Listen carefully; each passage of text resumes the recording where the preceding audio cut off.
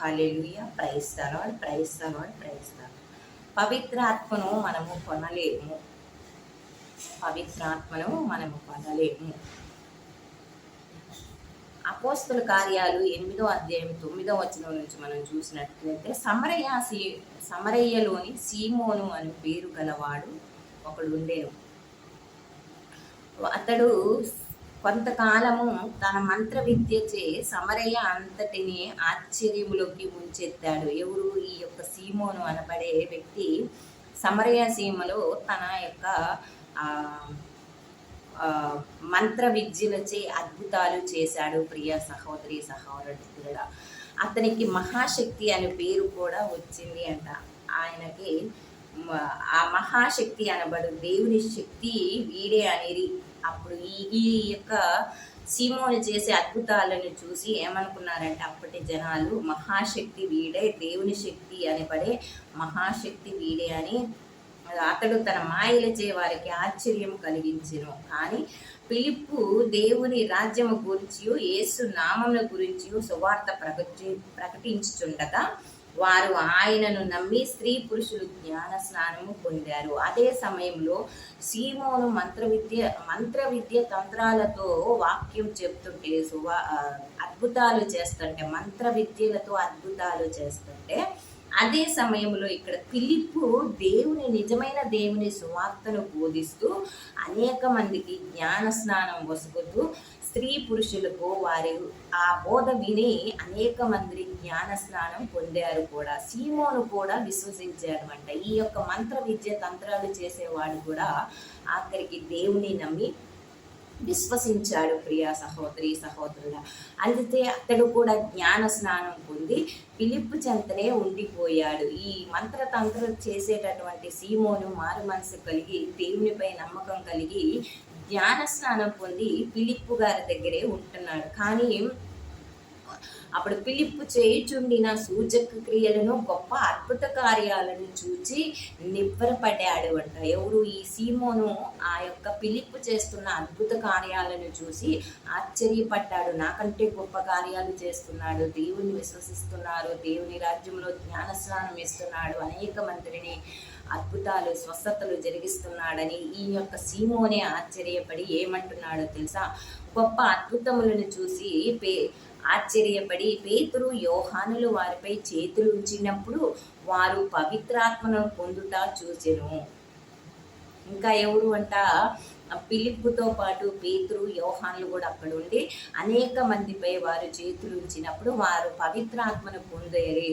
అప్పుడు అపోస్తులు వారిపై చేతులు ఉంచుటగా ఆత్మ మసగబడుట సీమోను చూచెను. ఎవరు చూశారు అంటే ఈ మంత్రతంత్ర విద్యలు చేసే సీమోను చూశాడు.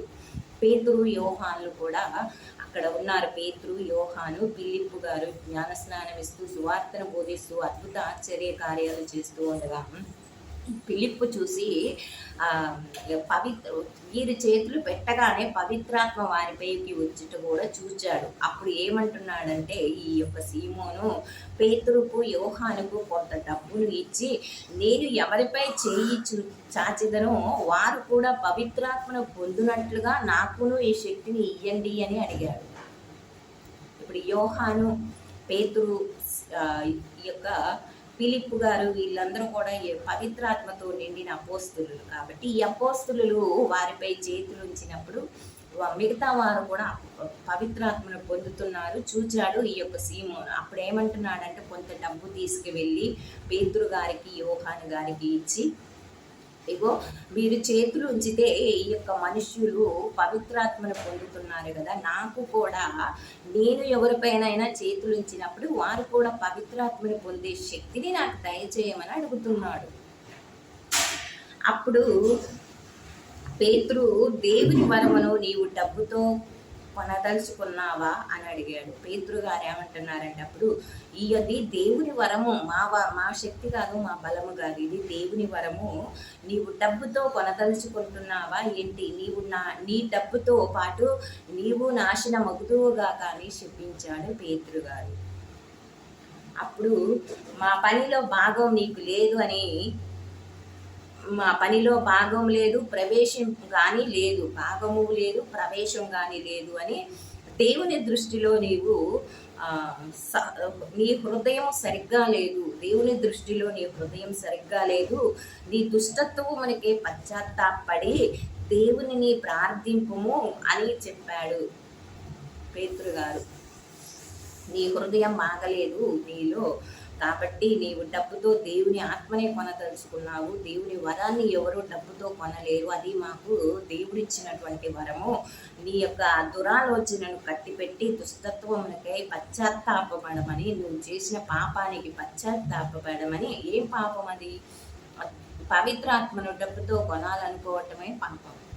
అంత పాపం చేశాడు కాబట్టి నువ్వు పశ్చాత్తాపడి నీవు దేవుని ప్రార్థించుము. నీ దురాలోచనలను దేవుడు క్షమించునుగాక, క్షమించవచ్చును. కాబట్టి నువ్వు దేవుణ్ణి ప్రార్థించుకో. ఒకవేళ దేవుడు క్షమిస్తాడేమో కాబట్టి ప్రార్థించు. నీవు పైత్యపు చేదు వంటి దుర్బుద్ధితో పాపముకు బందీవైతివి కాబట్టి నువ్వు దేవునికి ప్రార్థించుము. నేను చేసిందే తప్పు ప్రభు, నేను నీ పవిత్రాత్మను కొనాలనుకున్నాను, తప్పు అని ప్రార్థించుము అని నాకు తోచుచున్నది అని పేతురు గారు చెప్పారు. అప్పుడు సీమోను వెంటనే ఏమని, మీరు అన్నట్లు నాకు జరగకుండా ఉండునుగాక అంటున్నాడు. అవును పేతురు గారు, మీరు అన్నట్లు నాకు జరగకుండుగాక నా కొరకే ప్రభువుని మీరు కూడా ప్రార్థించండి అని మనవి చేశాడు. ప్రియా సహోదరి సహోదరుడా, ఎవరు కూడా పవిత్రాత్మను డబ్బుతో కొనాలని మనం ఎప్పుడూ కూడా అనుకోకూడదు, కూడా ఆ ఆలోచనే రాకూడదు. పవిత్రాత్మతో నింపబడ్డారు అంటే అది దేవుని వరము, దేవుని కృప. అది ఒక మనిషి పవిత్రాత్మ వస్తుంది అంటే ఏ డబ్బు ఇచ్చి కొనుక్కునేది కాదు, అది దేవుని వరము, దేవుని కృప. కాబట్టి ఎవరు కూడా మనము పవిత్రాత్మని డబ్బుతో కానీ, అన్యాయంగా కానీ, అక్రమంగా కానీ వారి దగ్గర నుంచి లాక్కోలేము ప్రియా సహోదరి సహోదరుడా.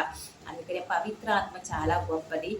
మనం ఏమిచ్చినానో పవిత్రాత్మ మనకి ఇచ్చినటువంటి దానం, వసకబడిన మనకి దానం. పవిత్రాత్మని దేవుడు దానంగా మనకు వసుగుతున్నాడే తప్ప మన వరం అది, మనం వరం ఇచ్చాడు. కాబట్టి మనం ఏది కొన్నా కానీ పవిత్రాత్మని కొనలేము అని ఇక్కడ దేవుడు మనకి సెలవిస్తున్నాడు. ఆమేన్.